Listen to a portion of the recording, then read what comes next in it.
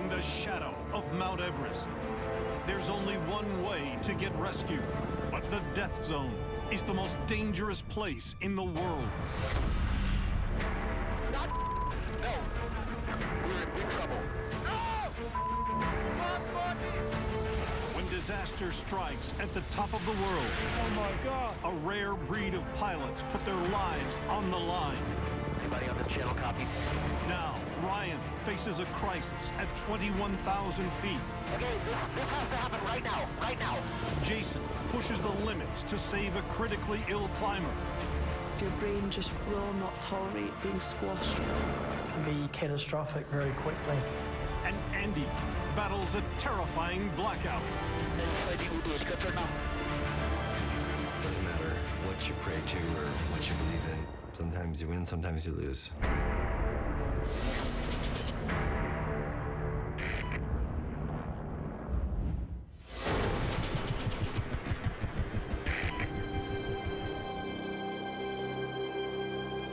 A month into the climbing season on Mount Everest, expedition teams reach the halfway point of their summit attempts. For Himalayan rescue pilots, the danger reaches a new level. As you go higher and higher, the engine can't produce enough power to maintain the rotor system. Something's got to give. 25 miles down from Everest, in the Khumbu Valley, sits the mountain village of Lukla.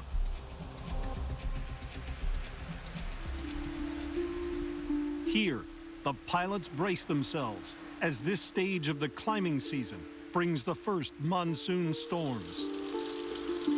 What sort of happens this time of year is obviously the weather starts getting worse here, so the helicopters don't get out. The monsoon also brings the one thing helicopter pilots fear most of all. It's called whiteout conditions, and it descends very quickly. It's like in your motor car when you drive straight into a fog bank. You can't see. Extremely dangerous. You have to not let it catch you out. It can be catastrophic very quickly. You could end up flying into a mountain. Unfortunately for Everest rookie Ryan Skorecki, he's already out flying. Ryan, there is one company message for Lima Alpha. Can you relay? Lima Alpha, you copy Lima Delta? Clouds are coming in, and I know from my limited experience there that I totally misjudged the weather. Look, him again when I get around the corner, but I can't hear him from here. Ryan is just 12 miles from Lukla, but the whiteout conditions are only getting worse. I remember thinking, like, you gotta be kidding me. This is just stupid. You know, this is like some of the worst visibility that I've ever flown in. Ryan's rescued a group of climbers. Some of them have altitude sickness, a serious condition caused by the lack of oxygen in thin air. If left untreated, it's fatal. The pressure is on for Ryan. Lima Delta is over the river.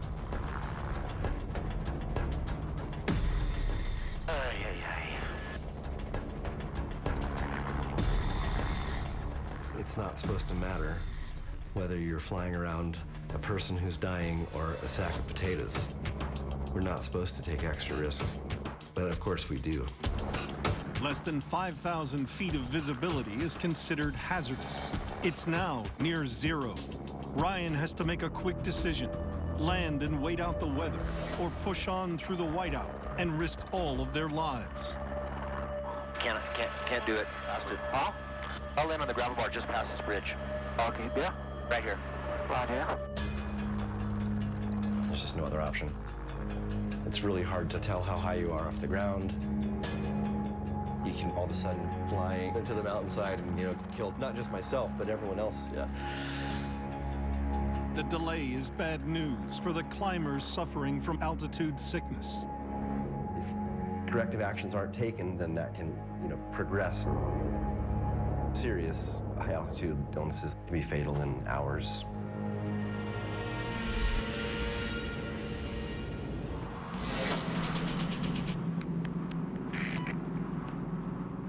Hello, this is Anthony here from Everest Rescue. Copy. Anthony, we copy. Go ahead. We're able to arrange an evacuation once the fog lifts are over. 12 miles up valley. Volunteer doctors on Everest have an emergency. She cannot stay up there for a long time. Copy that. I'll relay your med status. A Canadian climber named T.A. Lukla is stranded and gravely ill at Everest Camp 1, just above 19,500 feet. A mile above base camp, Camp 1 is perched on a glacier known as the Khumbu Icefall. Littered with bottomless crevasses, the icefall is known by climbers as the most dangerous mile on Earth. Pemba, this is Hugo. In her current condition, TA's chances of making it through the icefall on foot are 0. She was unstable, she was vomiting, all signs that indicated a serious condition. Her only way off the mountain is by helicopter. Give you an ETA of the helicopter as soon as we've got one over. Copy that, Anthony. Thanks very much. Base camp medics fear TA is suffering from an extreme form of altitude sickness known as HACE. Left untreated, HACE can kill in just hours. It's high altitude cerebral edema. We have less oxygen. The body tries to increase the blood flow to the brain, and so the brain gets squashed. And there's also another part to it where cells leak, and so you get what's called edema or fluid in the brain. If you don't get the patient down or evacuate them, they can have permanent brain damage.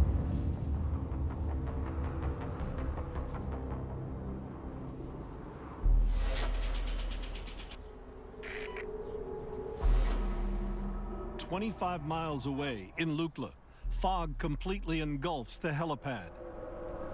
Jason is forced to wait for clearance from air traffic control before he can even attempt to rescue TA. Hey. It's not good. It's not good. There's a lot of things against us. The weather's deteriorating. If it deteriorates while we're doing a rescue up there, we can get stuck there. If it deteriorates when we're above base camp, we can get stuck at Camp 1 or Camp 2. That's getting really serious. At high altitude, rescue pilots breathe oxygen from a tank. Jason carries enough to last 2 hours. If he runs out, he'll also fall victim to altitude sickness. I think it'd be very terrifying to get caught out up there, have to stay the night, run out of oxygen. It's an area I don't want to experiment with. Oi, Phil. Phil. No, dropped out. It's frustrating that you can't go because of the weather, and you know at the other end they really need the help. But I can't push it to the extent of, you know, having an accident. But I know I just have to sit tight. For now, Jason is grounded at Lukla. Up at base camp, Dr. Tash can only advise the Camp 1 team keeping TA alive. Other thing, Phil, just get her in a sleeping bag and keep her warm, and just get back to me maybe in the next 5-10 minutes when you've actioned those suggestions. Pace isn't always reversible, and her brain's probably been squashed at some degree.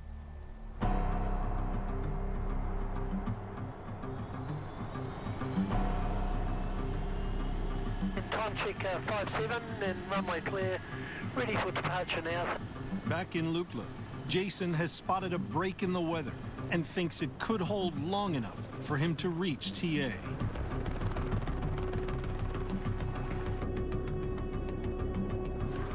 It looks a bit dirty up there. I can just see that there's a bit of cloud map forming and fog.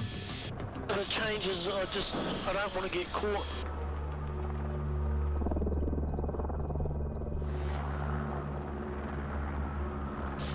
Pull the reins back here a bit. climb up through here.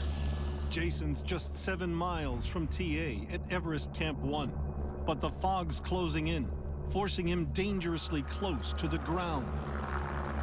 Situational awareness has to be on everything that's happening. If you do fly into cloud there, it's catastrophic. You need ground reference.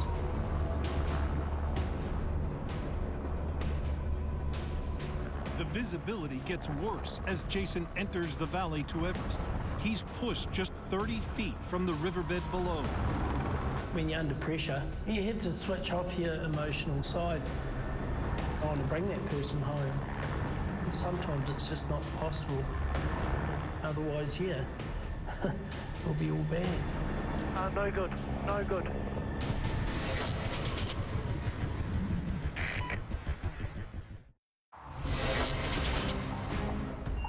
Lima Papa. Just come past Monsoon at 14,000. Rescue pilot Jason Lang desperately battles treacherous weather to reach TA Lukla, a climber stranded at Everest Camp 1.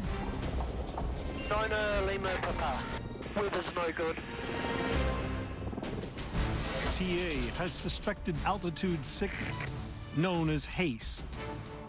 High altitude cerebral edema is really a race against time. You have to get this person down as quickly as possible. The worst case scenario, they'll have a seizure because your brain just will not tolerate being squashed, and you can end up with permanent brain damage. Jason's now flying just 15 feet off the ground with visibility down to almost nothing. He could land and try and wait out the fog, but if he lands, he could get stuck for hours, unacclimatized, with limited oxygen at 19,500 feet. No good, no good. Yeah. No, we better retreat.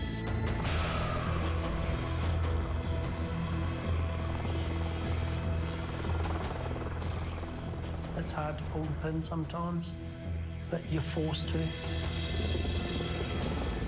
You know, at the end of the day, you've got to come home. Jason has no choice but to head back to Lukla. You know, I've got a family. You know, we've all got families. We all want to come home. Don't get too wrapped up in the situation. Come home.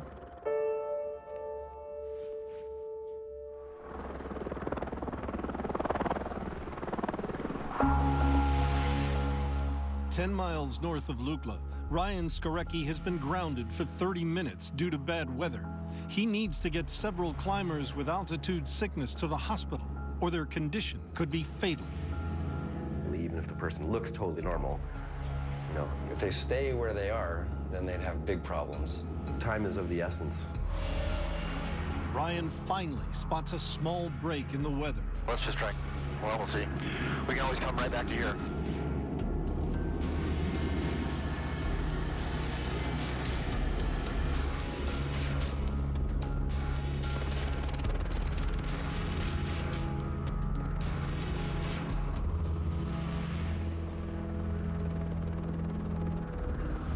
Delta is about to land. Ryan gets back to Lukla just in time. All helicopters are now grounded. Right, up here is good? Yeah. South, level 7,000. Lima Delta has landed, shut it down. His passengers can now receive medical care. But the weather means other climbers may not be so lucky. This has to, can't take off in this.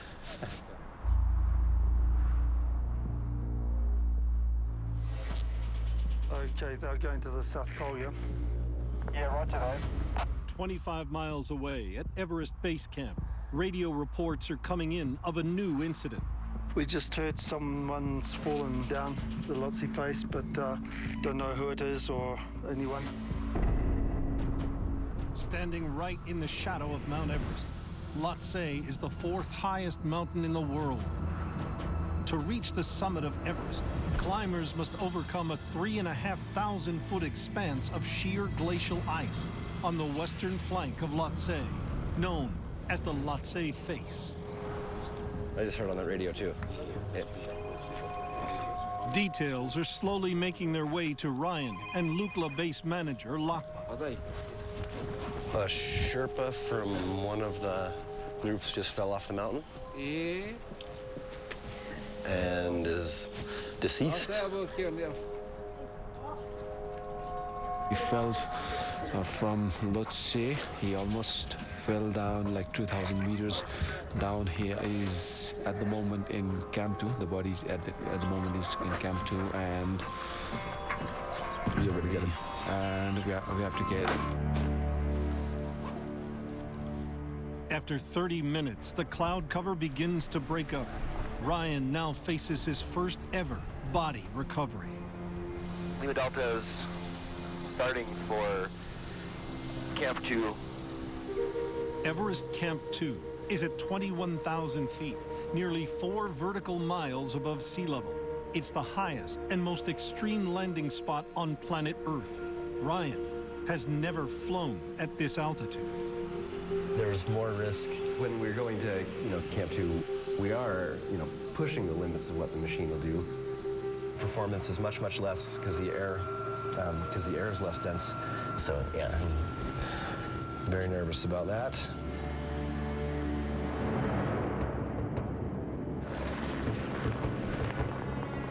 Lima Delta is set course for Camp 2, 9,000 climbing. We will push the limits, but we can't exceed the limits. But we can get kind of close to them. Already you can see the weather's bad closer to the mountain, but we will get there.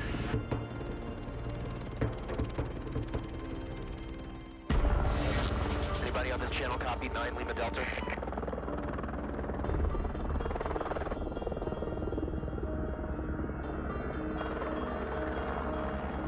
Anybody copy 9 Lima Delta on this frequency?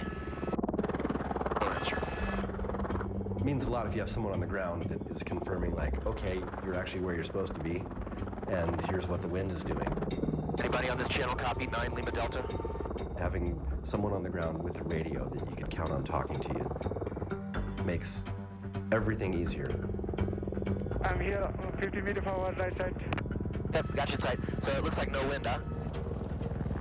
Wind, Captain. At this elevation, the thin atmosphere means less air flows over the rotor blades. Pilots have to rely on headwinds to help the blades chop into the air. The more wind you have, as long as it's consistent and not gusty, the machine performs as if it has more power. Taking off into or landing into the wind, then aerodynamically it's more efficient. If there's no wind, okay, at a place like Camp 2, it's going to take the most amount of power that this machine has. No wind means no margin for error.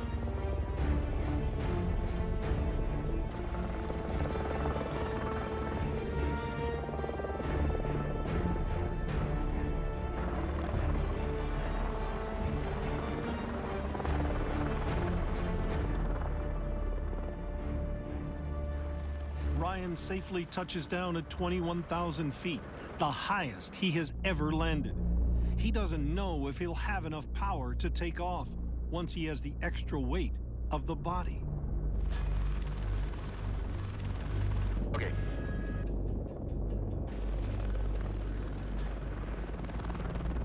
We're heavy. Just a minute. 60%. Okay.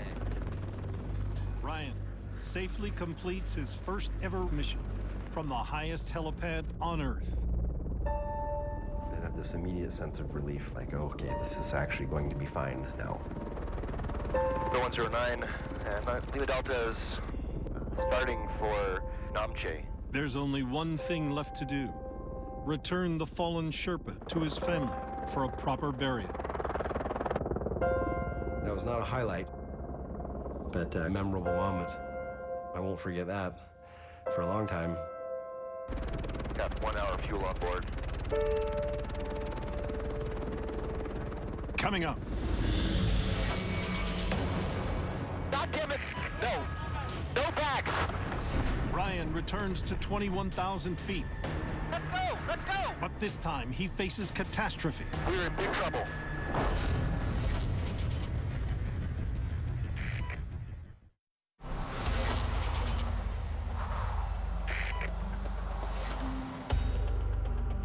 In Lukla, Jason Lang prepares for a second rescue mission on Everest after severe weather forced him to abort his initial attempt. No, he's not coming. Hey, no. No. A Canadian climber named TA has suspected altitude sickness. She's been stranded for almost 2 hours at Everest Camp 1. Yeah, I'm ready. So I'm just going up alone. Yep. The weather is slowly starting to clear. I'll go to Camp 1, bring him down. If this weather allows it, and it looks like it is, just got to take my time and be careful. Ready for departure, non-wind, Papa. Ready now, sir.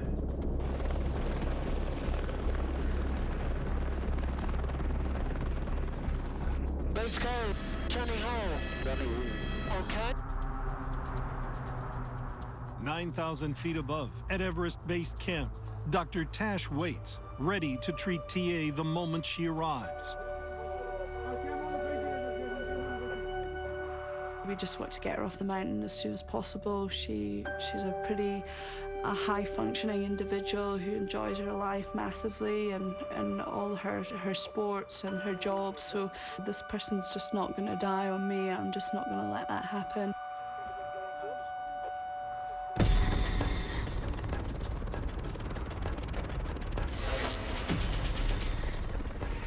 Who am I looking for? Someone going to be waving at me? Number one person given. Okay, one person, no problem. It's a heavily crevassed area. You don't want to land on a snow bridge. You can break through the bridge and the helicopter can roll over. You have to be very precise where you land up there.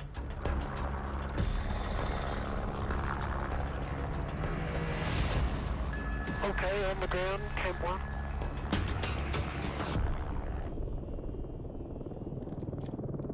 One sick person getting in there. With oxygen tanks to regulate her breathing, Jason finally helps TA escape the mountain for good.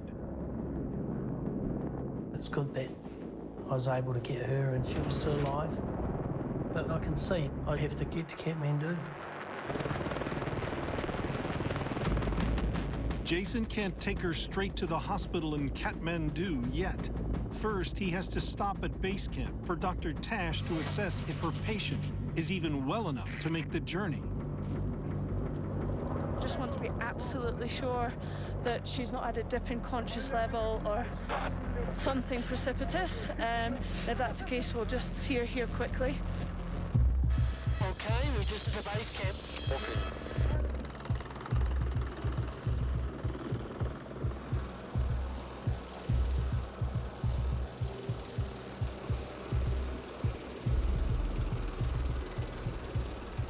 She's waving at me, sitting up. Okay, we're gone.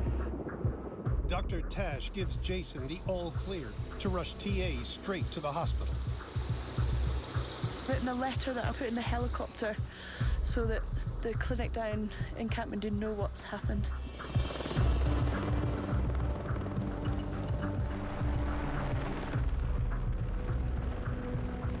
Kathmandu is 13,000 feet below base camp, a 60-minute flight in good conditions. Every foot of descent means less pressure on TA's brain. What's your name? T.A. TA? It's initials. Where are you from? St. John's, Newfoundland, Canada. Kind of had the sense that the stuffing had come out of me. I just was struggling to take every step up. I was just instantly out of breath. I realized it ain't happening.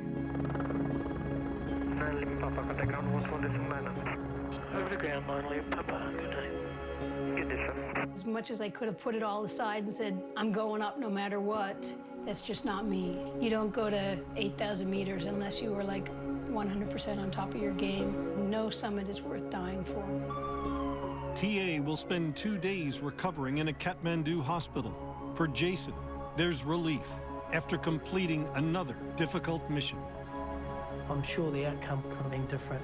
It's very satisfying that it all come together and I was able to play my part. It's worthwhile, the extent that we go to.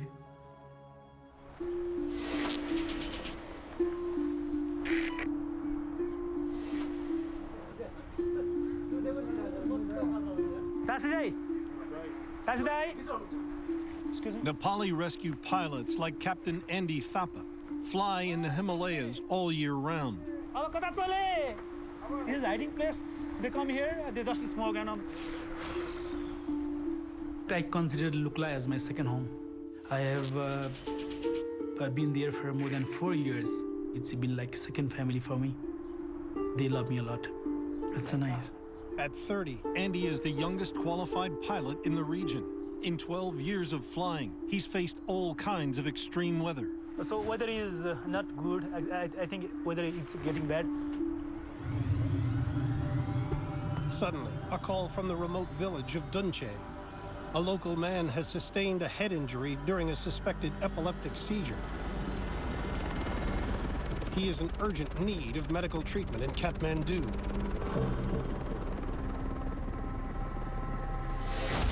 If he were to go by road, he wouldn't survive the 5-hour trip. Despite a worsening storm, Andy's chopper is his only hope. The village Andy's heading for is 95 miles west, straight into the heart of the weather system. Weather is very, very bad towards western side, northern side, even eastern side. Of course, to be a helicopter pilot, it's not an easy job. Anything might happen. Sometimes you have lots of high winds, sometimes you have lots of cloud, thunderstorm, lightning. It's not that easy job.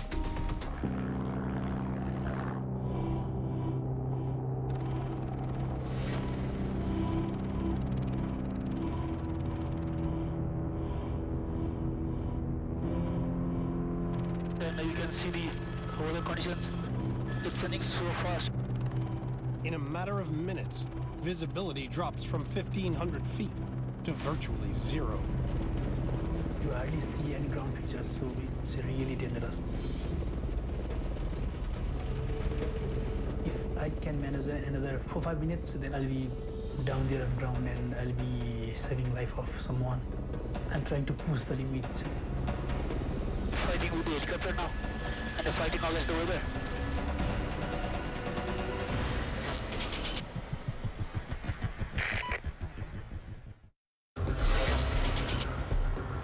Heading to a remote village high in the Himalayas, Captain Andy Thapa is trying to reach a critically injured man in near blackout conditions.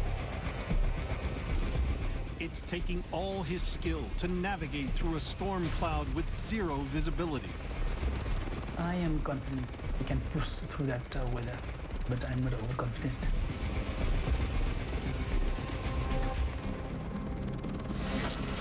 Finally, out of the darkness, the village emerges. Pilots need visual ground reference to land, but Andy's vision is limited by the storm. Landing in these conditions will take extreme precision. You cannot be a helicopter pilot unless you be cool, patient, erase everything from your mind. You have to fly a chopper.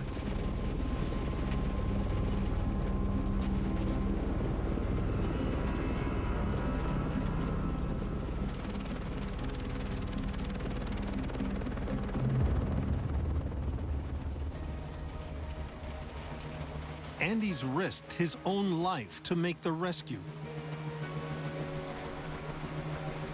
But the injured villager is nowhere to be found. We were surprised to see the chopper landing on ground. The patient was not ready, and weather was getting very, very hot. Meanwhile, back in Lukla, weather conditions deteriorate by the minute.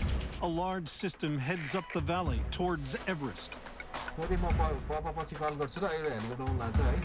Base manager Lukla receives a call from Camp 2. A climber named Anton has suspected frostbite and altitude sickness. He needs immediate evacuation. I do not have an exact time on the helicopter arriving, but I need to have him ready, over.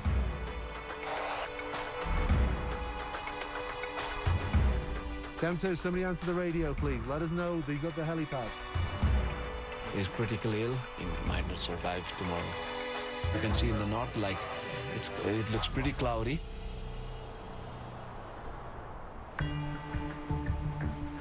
Ryan is the only pilot available. All the other helis are mid-flight or grounded elsewhere. Ryan just made his first visit to Camp 2 earlier today, but the weather conditions now are far more dangerous. If the weather gets bad, I don't want to get stuck there, because then that's a big problem, because I'm not acclimatized. For Anton, the frost-bitten climber, it's vital that Ryan gets to Camp 2, and fast.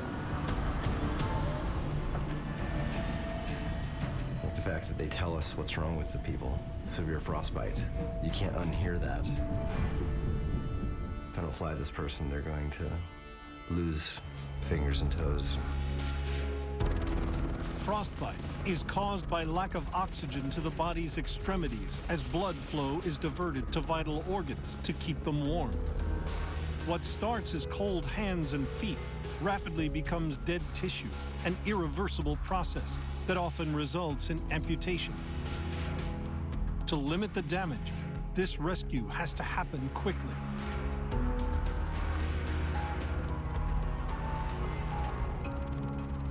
We are going to pick up a guy from Camp 2. At 20,000 feet, Ryan encounters a fast-moving cloud that obscures the mountain. Weather has changed from this morning.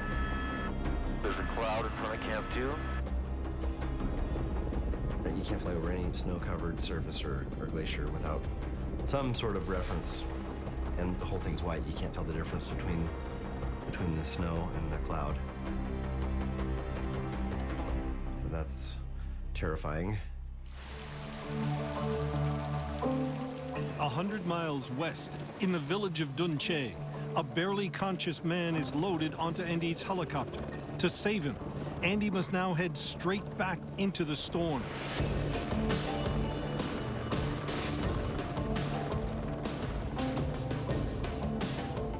Once again, Andy is flying blind. It's your capability, it's all your experience that really counts while working on this area.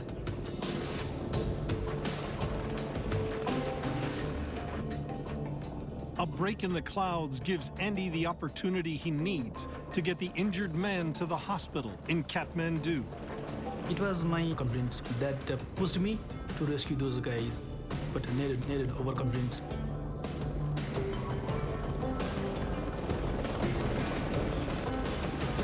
I'm happy. Whatever I did, I'm very much satisfied.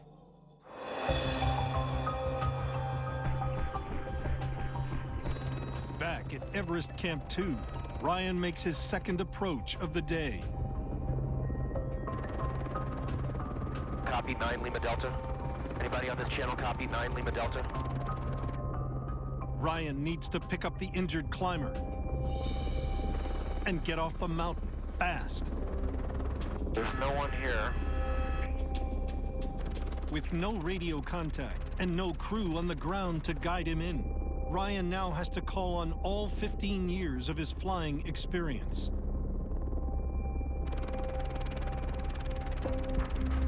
So I land, but there's no one there. We have, minutes of fuel left here, and I'm unacclimatized with a limited amount of oxygen.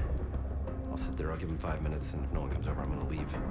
Ryan is taking a big risk. If the clouds close up on him, he'll be stranded and in grave danger. You can't get stuck at 21,000 feet. Yeah, I'm on oxygen, but you only have a limited supply of that. 22,000 feet, time of useful consciousness, 5 to 10 minutes.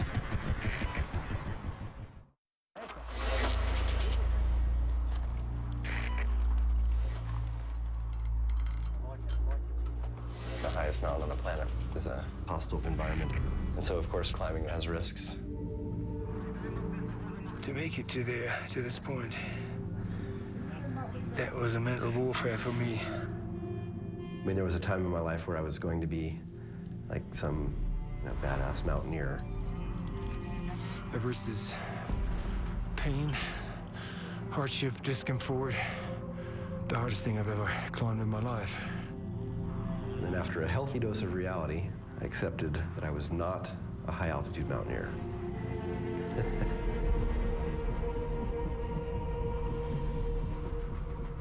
Now I do less and less hiking and more flying around.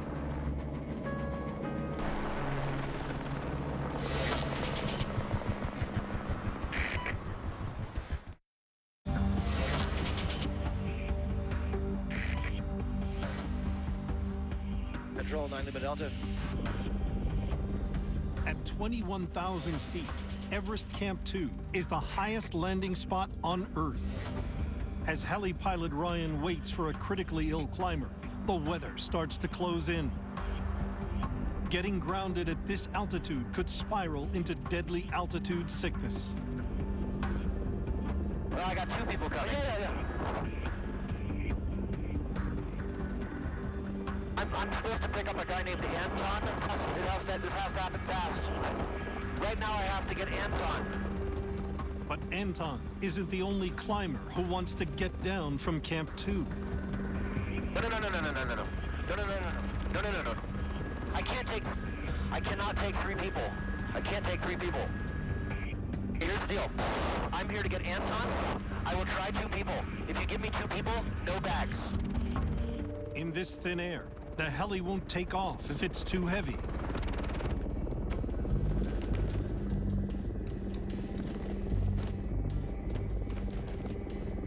No bags. No bags. No bags. No bags. No bags. No bags. No bags. I want the bags out. You have to take the bags out.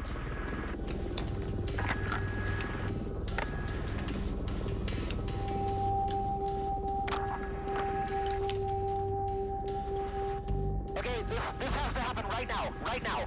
Right now. Even one bag could mean the difference between life and death. God damn it! No! Let's go! Let's go! Distracted with these bags, looking that way, and when I turned back around and looked forward, I was horrified. Everything from the camp in front of me this way had just disappeared. It was all white. And that's where you have to go. And so now I'm really yelling at them. We might be stuck here right now. We're in big trouble. In my brain, I am kind of panicking, thinking like, cannot get stuck here, cannot get stuck here. My oxygen cylinder was not gonna last. My body isn't used to 21,000 feet.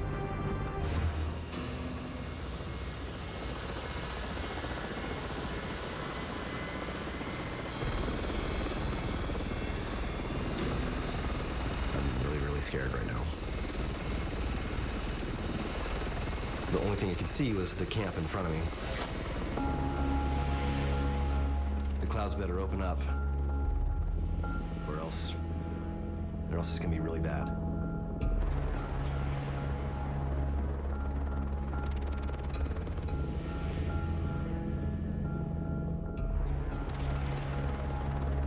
Wait. It's kind of getting a little brighter. I can see a hole through the clouds where I can see the wall on the other side.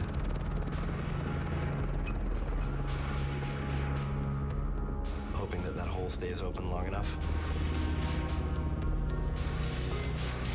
Once I commit to going through that hole, I can't turn around.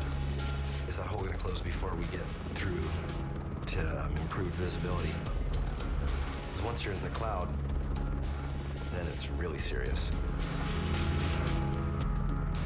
Even if there were no mountains involved, that's really bad. And then all of a sudden, the tremendous sense of relief is unbelievable. I can stop the mild panic attack that I'm having.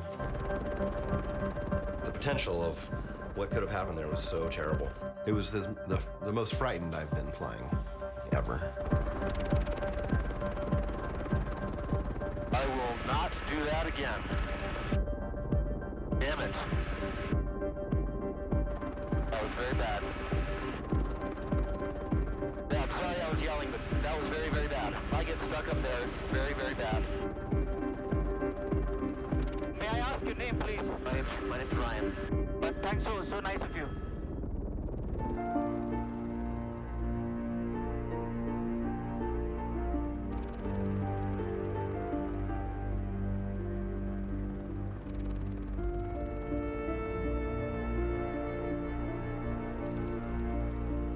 I got lucky.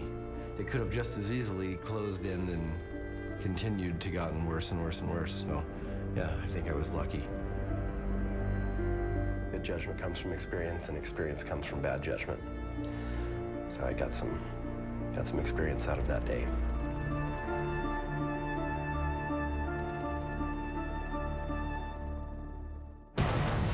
On the next Everest Rescue, Jason flirts with disaster at 21,000 feet. If the engine shut down from fuel starvation, that wouldn't be too pretty. Lorenz flies straight into harm's way. I call this the nasty corner. Oh, can't see anything. You copy 9 Lima Delta. And Ryan makes a life or death decision. You want me to take you to Lukla? I can't do it. We're too heavy. If you don't recognize that things aren't right, it can kill you.